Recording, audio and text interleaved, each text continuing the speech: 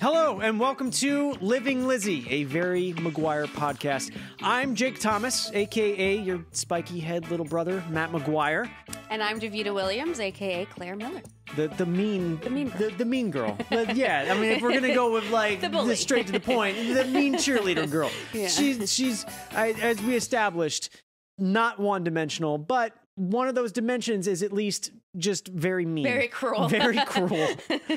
Okay, so we're talking about episode 4, as it appears in the series, Pool Party, but this is the pilot. This is the first episode we ever filmed. When I was rewatching, I was like, whoa, everyone looks like babies. Everyone is so young. So young. I think I was 9 when we filmed this, and then it was like maybe at least 6 months later that we actually filmed the actual show. But I mean, that age, kids at that age, grow, so 6 months is like a decade in kid times. You have to get new shoes. Yeah, like for real. But yeah, we all look so tiny in this. But honestly, the style of the show and the series it's there. Yeah. Right from the get-go. Yeah. Like they took this literally just as the blueprint for the rest of the show, because like all the weird. Okay, let's actually talk about what makes an episode of Lizzie McGuire. If you take away just the general distinct things, like what are the little features that actually make it different from all other shows? For one, you got the sound effects. Sound effects, montage. A montage in every episode except for the reboot, but you know. And then what about the digital stills are in a lot of episodes. And the cutaways. Yeah. So just weird random things that they're talking about. It's very Family Guy. Yeah. You know? It reminded me of very like art house indie almost. Yeah. Like the way it's just random shots of things. Yeah. Those are the things that make an episode. Oh, and a lesson. A life lesson. Oh, a life lesson. A life lesson. Yes. That's what makes an episode of Lizzie McGuire. All of those things. But on this one especially, because it was a pilot, we didn't have a soundstage or anything like that. We actually filmed in a real house. The McGuire house, we filmed inside of there, which, fun note, that house was the interior house for American Beauty. Oh my gosh. Yeah. Oh, cool. Yeah. And then they modeled that house and built a set to make it look like it was that house, but it's not exactly the same. Where did you say it's in Santa Monica? It's in Brentwood. Brentwood. Yeah, it's in Brentwood. This whole episode feels it feels like almost like indie movie in a way. Like it's a ton of handheld. Yeah. I actually kind of like it a lot. It feels more real life. Yeah. It feels more documentary kind of feeling than it does like a show. It's very documentary style. And some of the jokes too are like pretty adult, I feel like. Yeah. I mean, like even Danny Kessler is like, oh yeah, who do I gotta kiss as he's going to the back of the bus? Like, and then they talk about puberty and stuff. Oh, the puberty thing I really related to, because the mom just kept bringing it up and bringing it up and bringing it up incessantly. But they have to, you know, you got to teach your kids about these things. But I just remember when my mom would bring it up, I was like, oh, don't want to do this with you. And she would buy these books and like, oh boy. She would buy books my entire childhood about things that I had one that was called Everybody Poops. Oh, that's great. And it was like talking about how even animals poop and, you know, and so the last thing you want to do is talk to your parents about these things. So I think my parents did the exact same thing. They just gave me a book. Books, yeah. And then we never talked about it. They're like, are you good? All right, cool, good. This is your body. Yeah, here you go. If you got any questions, just write them down or something. I don't know. And the way that this episode starts off too, it actually gives a really great intro to what the show is. It's you know, she's talking about all of the different cliques within school. You got the jocks, you got the cheerleaders, you got the drama kids, and then there's just her, and she's just, you know, she doesn't fit into anybody. She's just normal. She's just her, which is great. The every girl. She's the every girl. Yeah. I also do love that the first voice that we hear here is Coach Kelly, played by Dot Marie Jones. Dot Marie is so cool. She's in everything. She's a legend. Yeah. I think I just watched something too the other day. It was like some film. It was like a rom-com that she was in. Yeah. God, what was that one? You gotta think of the name after watch. Was it? It was Bros.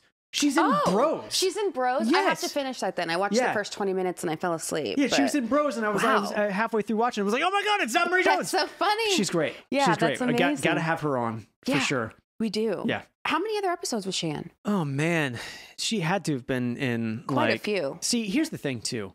Like, we had 65 episodes, which is insane. If you think about it, 65 episodes, 2 seasons, 2 years. We work that's over 30 episodes a year. That's nuts. So sometimes when because even I was looking up how many episodes is Claire in? I was like, oh, Claire has to be in 40 episodes, but it's like 12. Yeah. It was like, there's no way. There's no way. Okay. There's no way. There's no way. How many episodes do you think she was in? I don't know. 5? That's correct. She was in 5 episodes. I was That's aiming very a little impressive. lower because of your face. Yeah. Your facial expression. Yeah, but my face said 5. Wow. She felt like she was around more. Like a ton. Yeah. Well, big presence. Big presence. Yep. Okay, so within the first few minutes, as Lizzie goes through all these different cliques within school, in your experience, were there cliques that define themselves in these such clear terms? Like, oh yeah, these are the jocks, these are the cheerleaders. Did they all hang out with each other? I think my school, for lack of a better word, was pretty segregated. Okay. I think the cheerleaders definitely did hang out with each other. There were athletes that hung out with each other. I remember we had a girls' water polo team, and they were the tough as nails girls because that sport is so brutal. It is.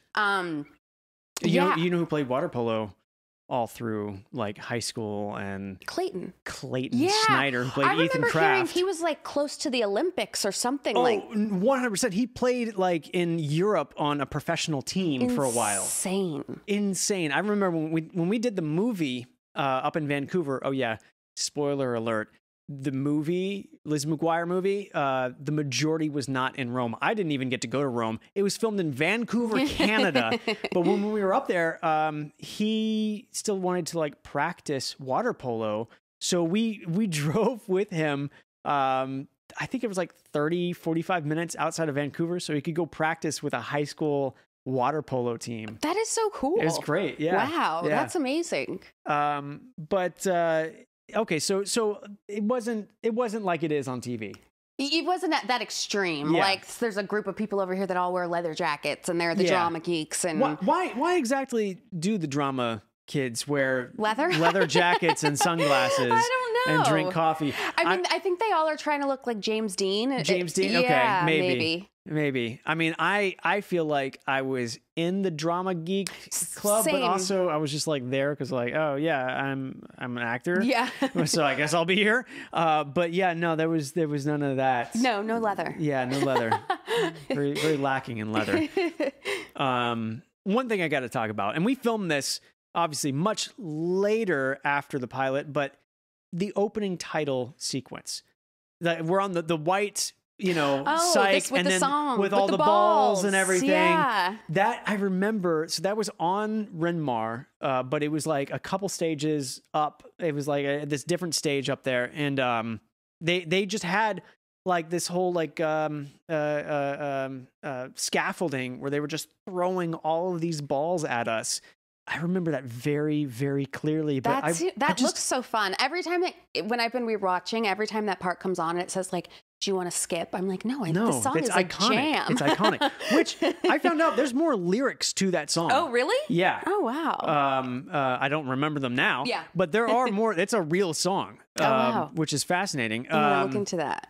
And actually, when we did every table read too for the show, we'd sing. We would sing the song. I remember that. Sing the song, which is so corny. And then we tried to redo that when we did the virtual table read. That was rough.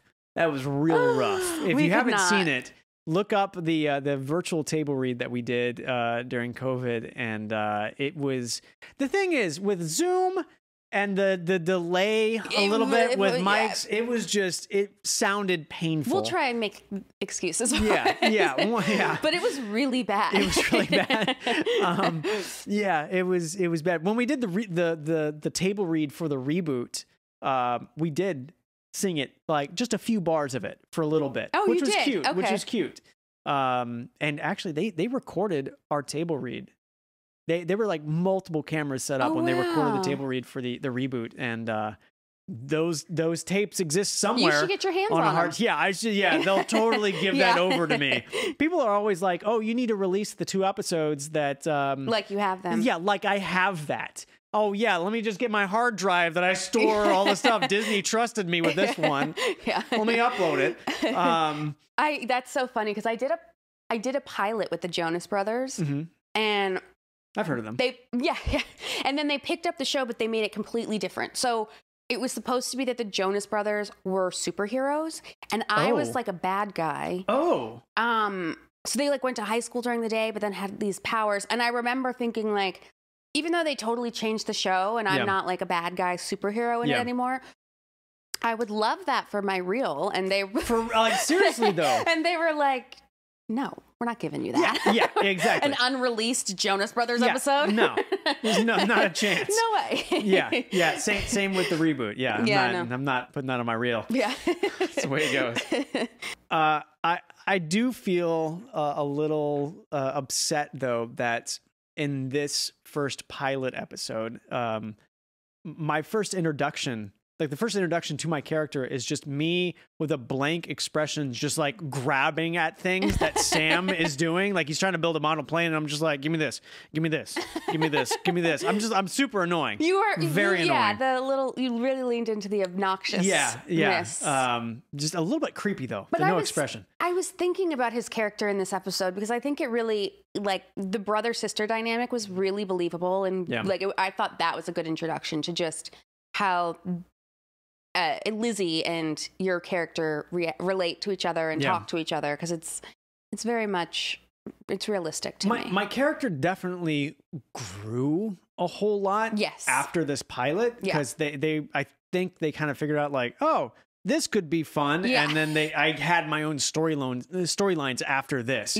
So I mean, would have been interesting if it was like if it had kept the same I don't know, trend as this first pilot episode, and I wasn't a part of it. I was just like a background kind of character, but I'm glad it worked out. Yeah. And my spiky hair. The spiky hair that I had, it had not fully developed yet. I was going to say it was very mild. It was very mild spikes. Did I tell you about how you had the big Costco sized gel? But it was like I was just allowed to like just sit down and tell the hairstylist, I want spiky hair. But I think later in like the last season, and especially the movie, those spikes were dangerous. They were crazy. They were very dangerous. But they were so of that time, like the spiky hair. Every kid in my school had spiky hair at that age. I remember after the show was done, I got to do something that I always wanted to do, which was bleach my hair a little bit. So there's photos somewhere of me. I think it's like me of like the Finding Nemo premiere or something like that. I just have like highlights. It's just like, oh boy. I got highlights too. You did? In like my later teen years. It just looked crazy. Yeah. Looking back. Are there, have you, because I did a video on this on my YouTube, which is like just me reacting to my old red carpet looks. It was painful. It's crazy. Have you gone through and looked at like older looks? I've looked. I mean, I feel like something about being a Disney kid, everyone turned it out on the red carpets. I mean, I'm still friends with like, do you know Allie and AJ Mashaka? And theirs were legendary. They were legendary. They performed at my 13th birthday party. Are you serious? They did. Oh my God. Yeah. That would be a great birthday party. I don't even think I knew them that young. I don't think they were very, very new. Very new. Yeah. Cause then, she did Phil of the Future and stuff after. But I everybody I know that was on Disney when they were younger, the looks were just creative. Yeah. They were very creative. I will say a lot of my looks, not that creative. Just bad. I realized there's about like 50 photos of me just doing. Oh, the finger points. The finger points. I feel like I've seen you do the finger points, and I have other friends. I think that was just a thing. Like, yeah, it was a thing. That, you do that. Hopefully I don't bring that back as a thing. So in this episode, the big hubbub is that Lizzie gets invited to Danny Kessler's pool party. But the problem is that Nana's birthday party is the same day. I hate it when that happens. Yeah. I hate it when that happens.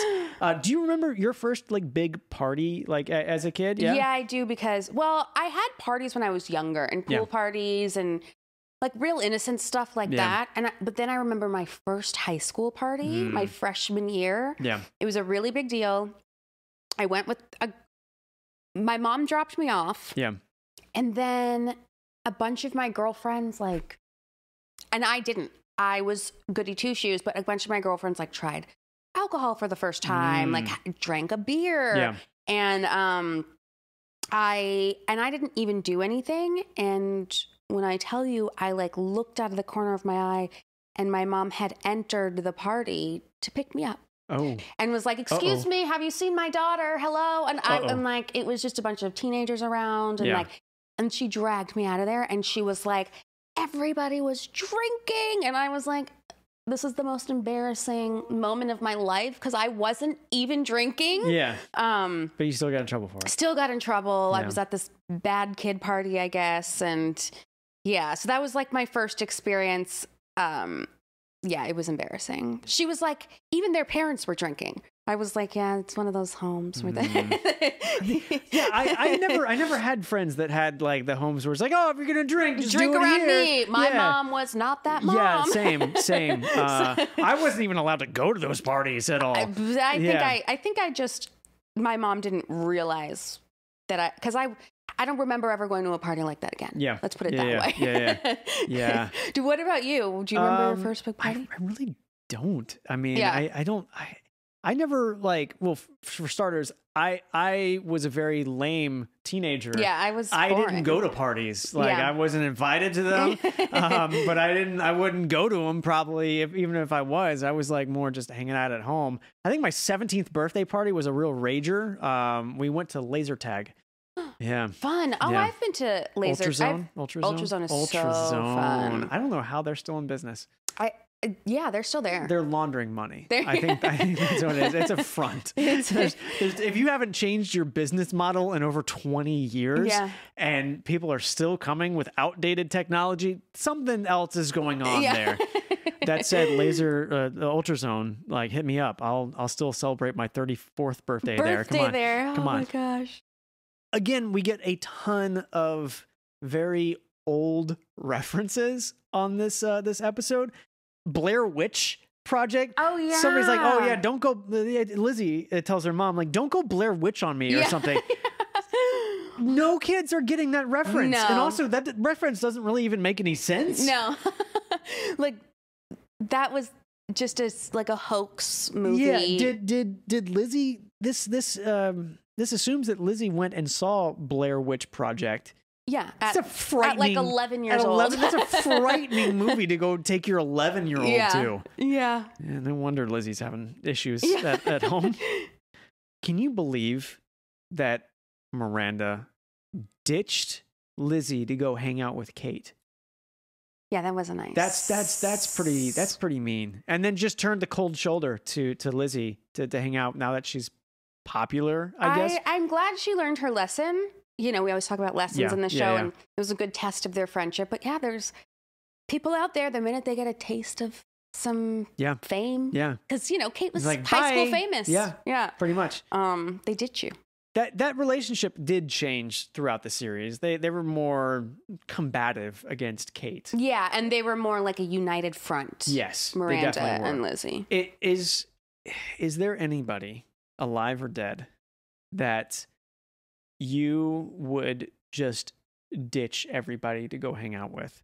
Who would it be? Like your best friends are with you right now, and like, oh, you're going like to like their wedding or something. Viola Davis. Viola Davis. Yeah, okay. She's like my number one, and everybody knows. Like all my friends know that, and I actually saw her at a gas station. I was with my sister, and I was like pumping gas.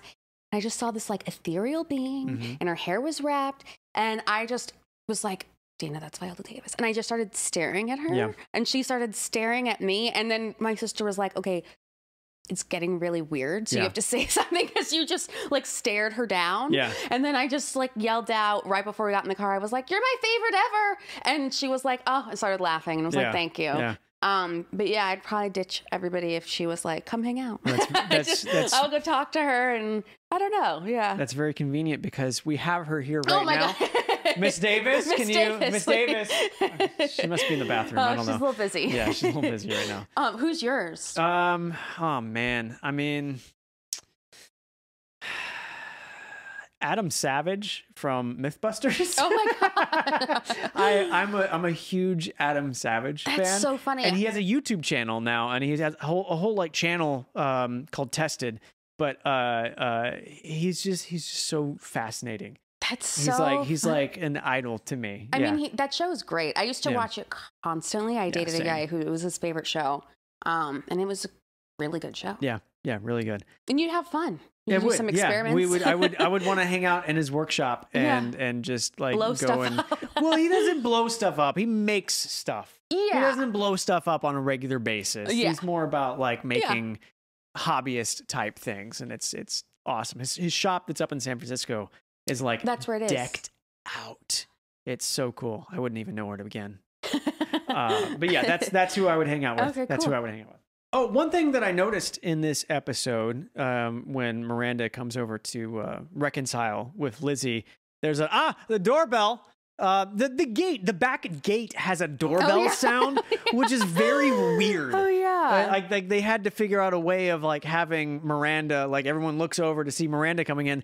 Why did they decide that a doorbell sound needed to be there for a gate, a backyard gate? You could have just seen someone coming into your yard. Or just like a knocking on wood, like knock, knock. That's so funny. It's also like, I mean, now they have alarm systems where you open certain doors and they make a noise, but they weren't doing that. The doorbell sound? That's very weird. Little weird. Yeah. To be fair, the house in general, they made some interesting choices. The McGuires, I feel like they made it all work. One thing that we didn't talk about that makes a hallmark episode of Lizzie McGuire are bloopers. Yes, always with the bloopers. The bloopers are great. This episode had no bloopers. The pilot episode, 0 bloopers. I would pay money to see the bloopers from that episode where because we were so all little. So tiny. But I guess also because it was the first episode, like the nerves are high, you know. True, like if like something's like if we're messing up on something, we'd probably be a little bit like upset and nervous about it instead of like loose and like happy and everything and laughing at ourselves. Worried you're gonna lose your job. Yeah, I know that because that literally when you shoot a pilot. Yeah. How many pilots have you done that has not gone anywhere? Not gone anywhere. Well, Jonas Brothers. Jonas Brothers. Yeah. There were a couple. Yeah. There were, I think 2. It's a scary thing because it's after you shoot the pilot, you don't know if you're going to even make it into the series. This is true because they replace people all the time. You could do a table read and then they call you and they're like, we actually are replacing you. Yeah. It's so sad, but it's cutthroat. Like it's so nerve wracking doing a pilot because it's like I need this to be perfect. A, you want the show to be perfect. Yeah. And then B, you want your role to be perfect and irreplaceable. Irreplaceable, yes.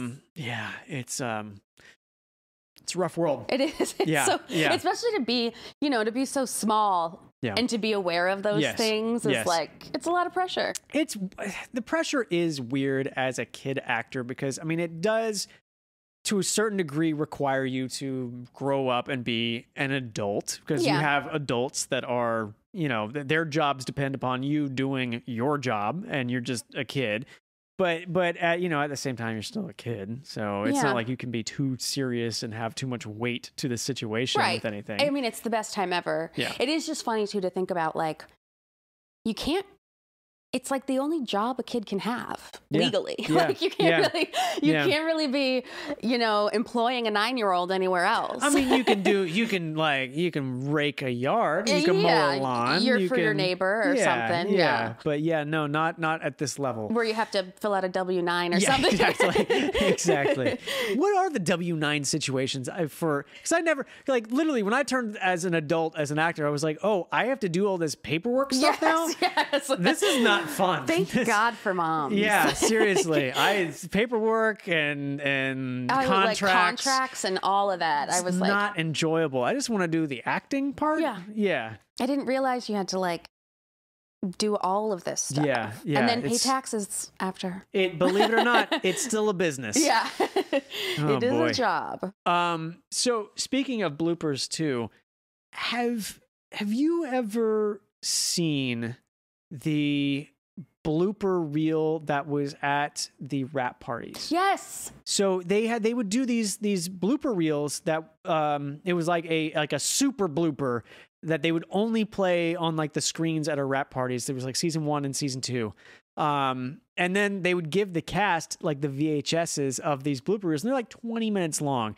And it's stuff that they could not show on TV. Like, it's bloopers where, like, we're saying things and doing things. I didn't even realize that's so funny. They couldn't show it on TV. It's like, some of the stuff was like, they're like, the girls would be like cursing and stuff. Yeah. So what's crazy is, like, a few years back, so someone who had that VHS digitized it, and they leaked it onto the internet, which is just insane. I don't know who did that. Who would do something like that? That's so weird. That's so weird. Oh yeah. Was it you? What? Oh my god. No. I don't have anything like that. I wouldn't do anything like that. Oh my god. I wouldn't do anything like that. I was literally trying to think of like who would do that. That's so weird. That's so weird. Now so I have weird. now I do have to go up there and look at it. I remember those rap parties. I have a photo of me, you, Lelaine, and maybe Kyle and Clayton. Yeah. At the bowling alley together, like that's hugging. Great. Yeah, that's season 2 then. Season 2. That was the last one because we all look a little bit older. Yeah. But yeah, those rap parties were really fun. They were great. Mm-hmm. They were ragers. They were, sure. yeah, they were. Yeah. Also, great rap parties when you're on a kid's show. You're done by like 9. Yeah, it's true. It's true. Yeah, that's nowadays rap parties. That's when I want them to end. And it's like, can I go to bed now? Do I have to be here? Really? All right. I loved the scene of Lizzie and Gordo like playing cards in the librry. Like they're that was really cute. 45-year-olds. It was super cute. It was a really sweet idea. I really liked that. There was a lot of really nice location places that they could use for this, because everything was a real location. A real location. On a soundstage. I also noticed that, and I guess this is just a thing for pilot episodes of shows in general, they try to pull out all the stops to make it look really good. There was some cool camera work. Okay. There was this part where Kate turns around to everybody in slow motion and her hair is like, and I was like, wow, that's a really great shot. Yeah. Right there. And then there's like this overhead shot of Lizzie on her bed as she's like thinking about things. It was like they spent their time making this look good. It's a really sweet episode. Yeah. I have a photo somewhere of all of us from the first episode outside of the house as we're filming this. Oh, here it is. This is the photo I was talking about, though. Look how tiny we are. Oh my God, holding you up. I know. That's so sweet. We're so cute. So little. We're so little. So they did introduce the fact that in this episode, Lizzie and Gordo have been best friends since they were babies. Which I didn't even realize. Yeah. And people always ask this too. And there's the end of the movie, it's like, will they, won't they kind of thing. People always ask, do they end up together? What do you think? Yeah. You think they do? I would say yeah. I mean, I think once you get to a certain age, it's really, really hard to have platonic friendships with the opposite sex especially if you're like in a relationship, you can't be like, oh, this is my best dude that comes over every day. Yeah. It's like, so it would either get complicated and they wouldn't be friends anymore, maybe, or they'd just get together. They just get together. Maybe. I mean, I know what happens. Just going off of speculation from like the end of the movie, like you would think that they were going to go into high school and they were going to be a couple. Yeah. Like that was totally the consensus. It seems like from the end of that movie, because they kiss and it's like, it's pretty and like, we're about to go to high school. It's going to be a brand new adventure together. And then we're, credits. That makes you believe that, they're going to be together. Be together. Yeah. Or was it a pity kiss? Was it a pity kiss? Because Gordo is like always the underdog. Like he's not the cool guy. He's not the hunky guy. He's the everyman. But I don't know. I don't think of it as a pity kiss. Just, I don't know. Like, because I feel like those guys always like, they always get the girl. But like the hunky guys get the girl at the beginning, but the nerdy guy and everything, in the classic movie fashion, they get the girl, but it's much later in life. Yeah, that's what I like. If we're talking about like the OC, like Adam Brody, he was the heartthrob. Like they always end up, that character always ends up being like the one that gets the girl. Yeah. In the end. So I don't know. Yeah. So when Lizzie can't go to the pool party, Danny Kessler's pool party, and has to go to Nana's party, she wants to just, get out of it any way possible, just lie, say something, excuse why she can't go. And her mom says no. But then she sees her mom lie about something that she doesn't want to do to get out of it. Oh man, I feel like if I had kids, they would be doing that to me all the time and just calling me out on things. I'm like, okay, I'm a hypocrite. Yeah.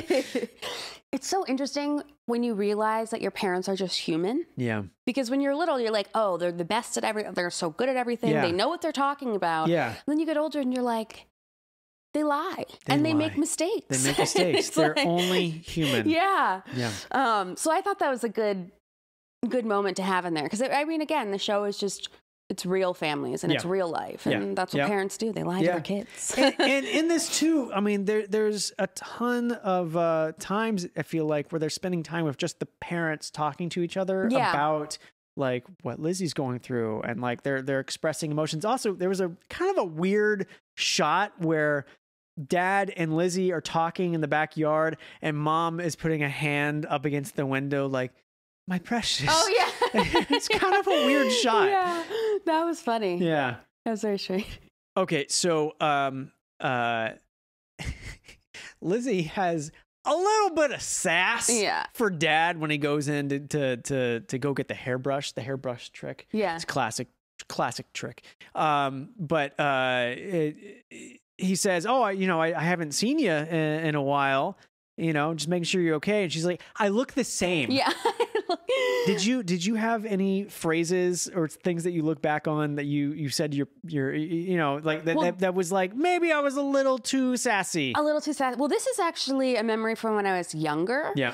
Because my grandma brings this up all the time. She's like, I can't believe you spoke like that when you were like that little. Oh. I was like 6 years old, 5 or 6, and my grandma was in town from Connecticut, and I was throwing a tantrum, and my grandma was like, I am very upset with you, reprimanding me. And she said, and I don't even remember doing this, but she said, I look at her and I go, you think you're mad?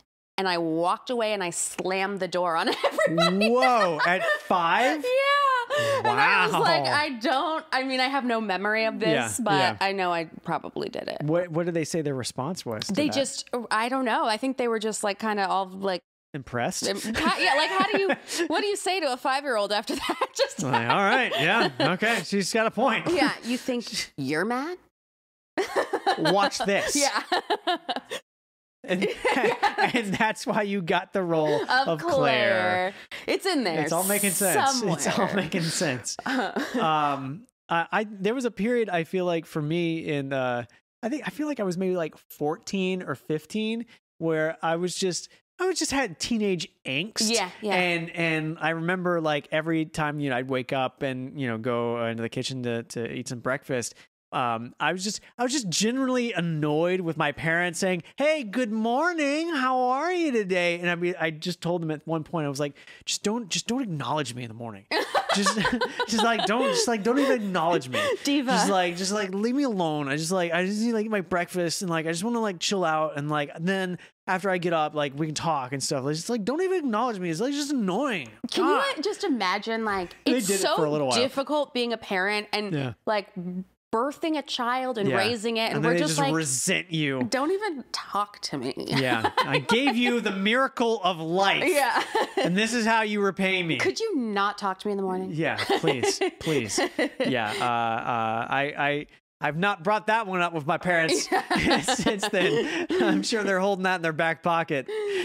All right, it's now that time again for questions from the audience. Okay, let's see. First, we have Ashton Graham, who asks, is there one item from the show that you wish you could have kept? So I got to ask you then, did you get to keep the cheerleading outfit? No. You know why? It's a shame. Because I was supposed to be in that final episode, the graduation or whatever it was. Yeah. And then I had a conflict. And I should have just worked it out somehow, but I didn't. And so I was doing something else. I was actually out of town. I didn't get to like go back and like get stuff. I really missed out. It would be really cool to have the cheerleading uniform. Yeah, it would. It would be really great. Yeah.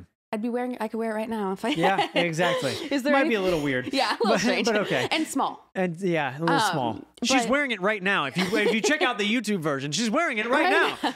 Is there anything that you would have liked? I feel like I kept just about everything. Everything. From the you show. said that you kept furniture. I have so much stuff from the show. My parents' attic in Tennessee is stocked to the brim with props and wild. Set dressing from the show. We've got the chandelier from the dining table. Oh my God. We've got like the mirror from the entry. We've got like the nightstand table from the front door. Did you have to bring a truck to set? Yeah, probably, honestly. Like a U-Haul? Yeah, there's this thing that was in the kitchen where it always cuts to like animated Lizzie in the kitchen. It's like a utensil holder. It's like this tin that has like a rooster on it. We have that. You got everything. I've got the Walter Payton. If you're not looking right now on the YouTube version, you're not seeing this, but I've got the Walter Payton football that was deflated in one of the episodes. Yeah, I kept a ton of stuff. Is there anything though that I wish I could have kept? Oh man, I don't. Those sunglasses on your meme. Oh, the red ones. They're great. Oh, you do not. Oh my God. I mean, I maybe. Oh my God. I maybe sort of like, maybe sort of still. I've got the phone. Stop. I've got the phone as well. That I've got that phone somewhere too. That is so good. Look. Oh my God. If there's no hose, I'm not going. Oh my God. Oh my God. Yeah, that should be right there. Yeah, it should. It'll that should remain be right there. Right there. Yeah. So I don't, there's very little that you can have. Yeah. That's left. That's so great. Also, I've got things from the show that weren't even my characters. That's so funny. So, do you remember the episode, Best Dressed for Less? I think so. Also, formerly, the original title of that episode was fantastic. It was Kiss My Budget. Oh my God. They changed it for obvious reasons. My dad wrote that episode. And it was the one where Lizzie needs the really expensive pair of jeans from the Style Shack. Yes. We have like 2 pairs of those jeans. That is so funny. In a bin at my parents' house. We could auction those things off right now. And I tell you what, that would go for like buku bucks right now, I'm sure. Millennials got cash to spend.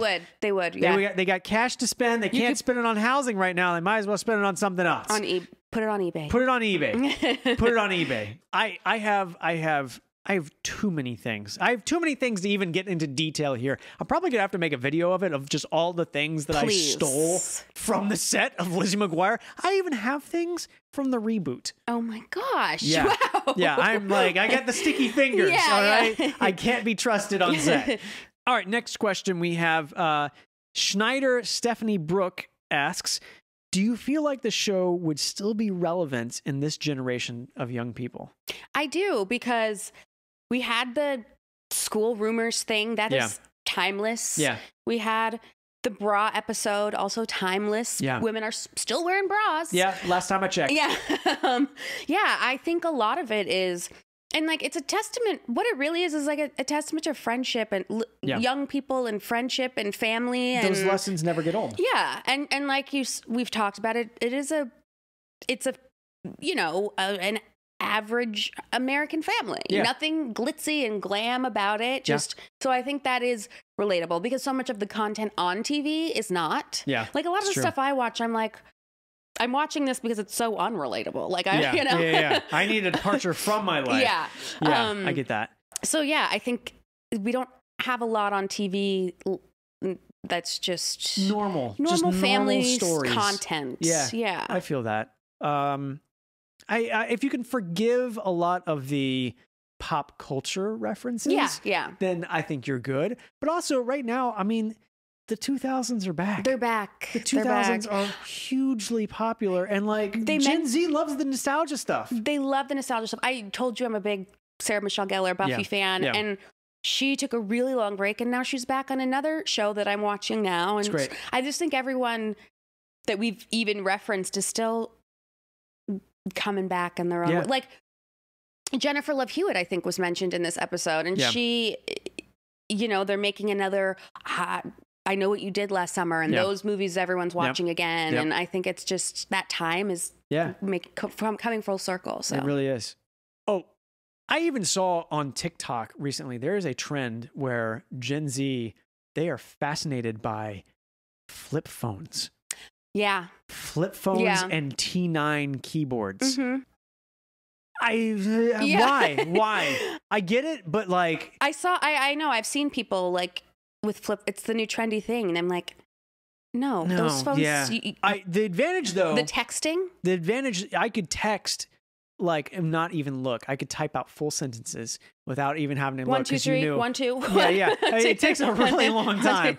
And to be fair, I can now just say, hey, send a text to this and say blah blah blah blah blah blah blah blah, and it's really easy. Yeah. But it's fun. It's like a video game. Yeah, and you could do it in class too. You could do it like under the desk. True. Yeah. And you can send texts. But I remember very distinctly Hillary got a Razor phone. The Razors were the Razor coolest. while we were doing the show. Those were the coolest. Such a cool those phone. were like the rich kid phones. Yeah. I was like, those are. Yeah. Those are very cool. Beautiful. Yeah.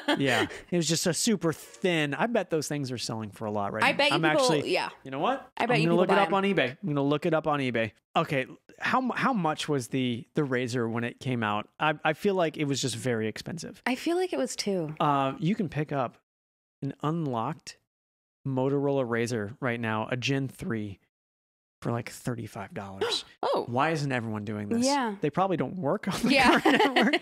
But why? I would just have them everywhere. You know? Have a good time getting this started. Oh, man. Wow. Childhood dreams.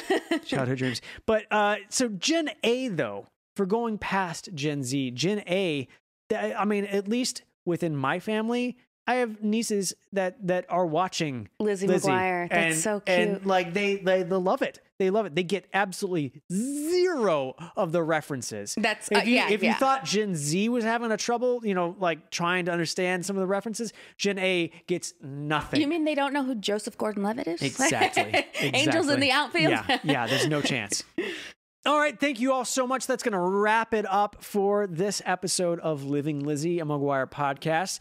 Be sure to subscribe, share it with your friends. And then if you're not watching the YouTube version, check out the YouTube version. We got some extra content there, and you can actually look at our beautiful, beautiful faces. Well, at least Davida's beautiful face. Mine, it's another story. All right, thank you so much. Thank you, guys. Bye.